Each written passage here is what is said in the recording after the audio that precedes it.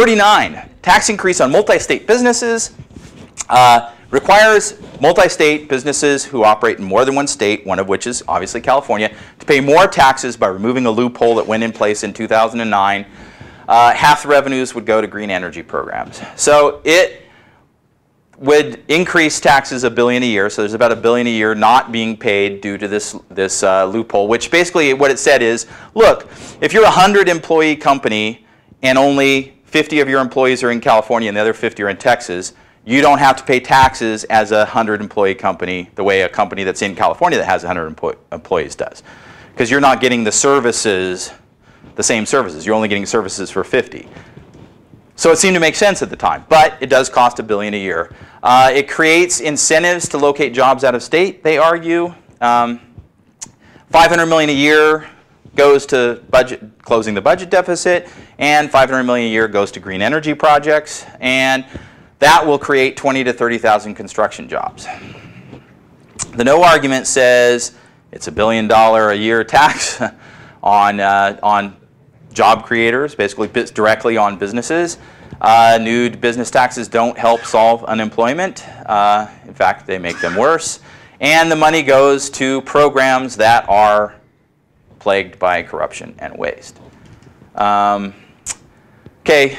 Again, taxing businesses has a very empirically measurable negative effect on job growth. So this tax will, in fact, reduce the number of jobs that are created in California over the next 12 years.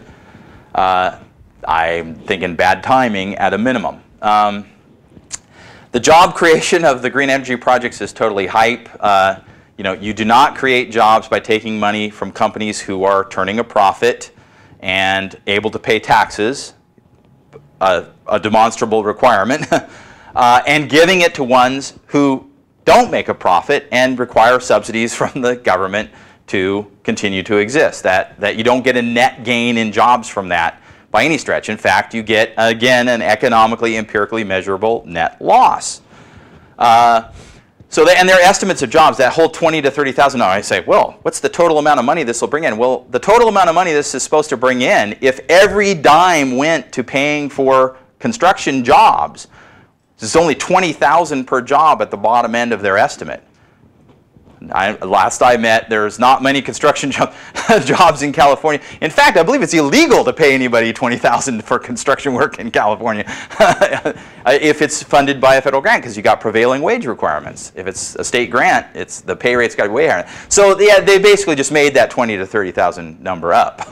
But the real bottom line is, look, do we want to raise taxes on businesses during a recession and kill jobs and pump half that money into the Solyndra grant program, essentially?